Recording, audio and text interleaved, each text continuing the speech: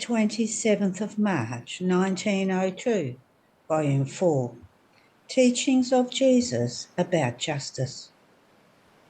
Finding myself outside of myself, I went in search of my most sweet Jesus, and while going around, I saw him in the arms of the Queen Mother.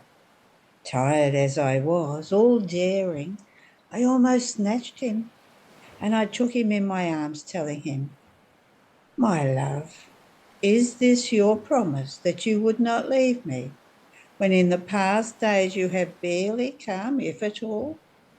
And he, "My daughter, I was with you, only you have not seen me with clarity. Had your desires been so ardent as to burn the veil that prevented you from seeing me, you would certainly have seen me." Then, as though wanting to give me an exhortation, he added, "You must be not only upright, but just. Into justice enters loving me, praising me, glorifying me, thanking me, blessing me, repairing me, adoring me, not only for oneself, but for all other creatures. These are rights of justice which I demand from each creature and which are due to me as Creator. And one who denies to me even one of these rights can never be called just. Therefore, think about fulfilling your duty of justice, for in justice you will find the beginning, the means, and the end of sanctity." End of the reading. 27th of March, 1918, Volume 12. By living in the divine will, the soul finds everything in a divine and infinite way. I was lamenting to Jesus, for I could not even listen to Holy Mass. Then Jesus told me, "My daughter, am I not the one who forms the sacrifice? Now, since I am present in each sacrifice, the soul who lives with me and in my will remains sacrificed together with me, not in one Mass, but in all the Masses. And since she lives in my will, she remains consecrated with me in all the hosts. Never go out of my will, and I will let you reach any place you want. Even more, there will be such electricity of communication between you and me that you will not do one act without me, and I will not do one act without you. Therefore, when you lack something, enter into my will, and you will find ready whatever you want, as many masses as you want, as many communions, as much love as you want. Nothing is missing in my will. Not only this, but you will find things in a divine and infinite way." End of the reading. 27th of March, 1923, Volume 15. Sorrows of the Sacramental Life of Jesus, Graces and Gifts with which he anticipates souls in order for them to receive him. After I received communion, my sweet Jesus made himself seen, and as soon as I saw him, I threw myself at his feet to kiss them and to cling to him with all of myself. And Jesus, extending his hand to me, told me, "My daughter, come into my arms and even inside my heart. I have covered myself with the Eucharistic veils so as not to strike fear.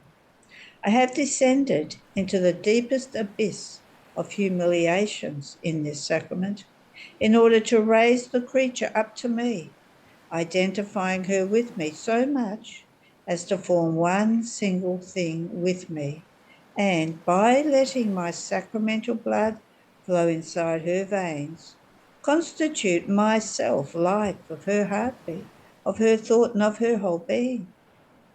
My love devoured me and wanted to devour the creature in my flames, to make her be reborn as another me. This is why I wanted to hide myself under these Eucharistic veils and so hidden enter into her to form this transformation of the creature into myself. But in order for this transformation to take place, the dispositions were needed on the part of creatures, and my love, giving into excess, in instituting the sacrament of the Eucharist, released from within my divinity more graces, gifts, favours, and light for the good of man, to render him worthy to receive me. I could say that it released so much good as to surpass the gifts of creation. First, I wanted to give him the graces in order for him to receive me, and then myself to give him the true fruit of my sacramental life. However, in order to anticipate souls with these gifts, it takes a little emptying of themselves, hate of sin, and desire to receive me. These gifts do not descend into rot, into mud. Therefore, without my gifts, they do not have the true dispositions to receive me, and in descending into them, I do not find the space to communicate my life. I am as though dead for them, and they are dead for me. I burn, and they do not feel my flames. I am light, and they remain more blinded.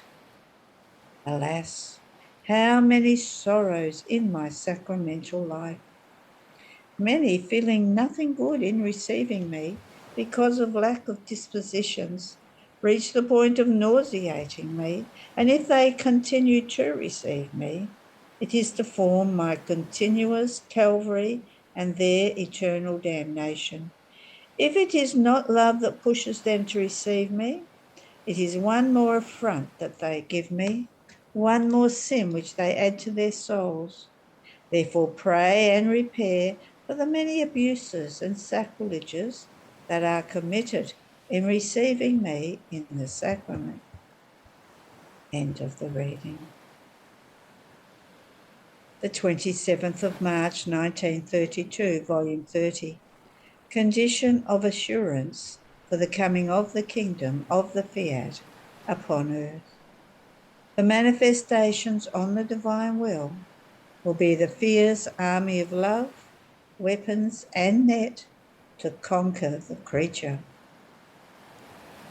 I was feeling all immersed in the divine volition, and oh, how many thoughts crowded my mind, and its light that formed its waves, and one followed the other, and these waves converted into voice, into murmuring, into celestial music.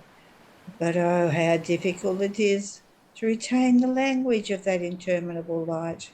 While being inside of it, one seems to comprehend much, but as soon as the light withdraws, only a few tiny little drops are left, and the sweet and unforgettable and dear memory of having been in the light of the eternal Fiat. If Blessed Jesus did not operate a miracle, lowering himself with a way more adaptable to the human nature, I would not have been able to say a thing. So I felt in my mind the picture of the kingdom of the divine will, and I wanted Jesus to tell me what ones were the conditions for it, so as to be certain of its coming. And my celestial teacher, visiting the little newborn of his will, told me, "My blessed daughter, the conditions, absolute, necessary, and of highest importance, that form the life and the nourishment in order to ensure the kingdom of my divine will are to ask of the creature great sacrifices, the prolixity of long sacrifice. Therefore, our goodness, by virtue of the sacrifice it asks, must give surprising graces to the one of whom this sacrifice is asked, in such a way that to the creature captivated by my love, by my gifts, and by my graces, the sacrifice that I ask of her will seem nothing, even though she knows that her life is ended. She will no longer have any right over herself. All the rights will belong to the one who is asking for her sacrifice. If she did not know all the intensity of the sacrifice that she is accepting, it would not have all the value, because the more one knows the greatness, the weight of the sacrifice, the more value is placed in it. Knowledge places the exact and complete value in the sacrifice. On the other hand, for one who does not know all the weight of the sacrifice, oh, how diminished are the value, the grace, the good that he must obtain. And then our love remains wounded. Our power feels powerful before a creature of whom we ask great sacrifices, making her know the weight to which she must submit, and she, only for love of us and to fulfill our will, accepts everything. The prolixious sacrifice brings the prolixity of prayer. And oh, how our ears become all attention, and our gazes remain enraptured in seeing that, from within the stake of the sacrifice wanted by us, she prays. And what does she ask and want? What we ourselves want, that our will be done on earth as it is in heaven. Ah, if she could, she would turn heaven and earth upside down. She would want everything in her power to make everyone ask for what she wants, so that her sacrifice may obtain the intent and bring the fruit wanted by God. Our paternal goodness is such that it is impossible for us not to grant the purpose of a long sacrifice and of a prolixious prayer. These are the conditions on the part of the creatures, and this we have done with you, and we want you to know it, because we do not give our things to the blind, who because of their blindness do not know the goods that are given to them, or those that are around them, much less so to the mute, who because of their muteness do not have words to manifest our truths and our graces. The first thing we give is the knowledge of what we want to make of her, and then we give and we do what we have disposed. Knowledge can be called the beginning, the void, the seed for where to place the sacrifice and our things, and make the beautiful prayer arise that debilitates us and chains us with inseparable bonds, and makes us grant what she wants. This will serve it as support and condition in order to ensure the kingdom on the part of creatures. Now come to the conditions of assurance on the part of God. But to whom could I give them, if not to the one whom I had asked the sacrifice?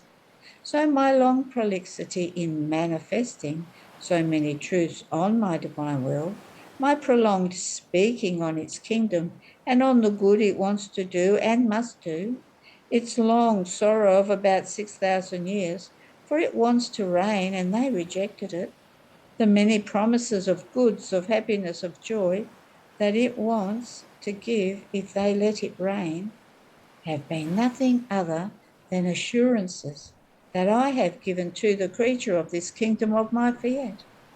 And these assurances were made and sealed inside the most beautiful thing, the most sacred, the most precious, that is, in the centre of the stake of your sacrifice, wanted by us. I can say that I never tire giving assurance. I return to speak always with new ways of new truths, new forms, surprising similes, always on my divine will. I would never have said so much if it were not certain that my kingdom is to have its dominion upon earth. Therefore, it is almost impossible that a speaking of mine so prolixious and a sacrifice of yours so continuous would not have their longed for fruits on the part of God and on the part of creatures. Therefore, continue your flight in that fiat that has the power to make its way, to knock down all difficulties, and by dint of love, to make its fiercest enemies its most faithful friends and defenders. Then he added, my daughter, my conception, my birth, my hidden life, my gospel, the miracles, my pains, my tears, my blood that was shed, my death, united all together, formed an invincible army in order to accomplish my redemption.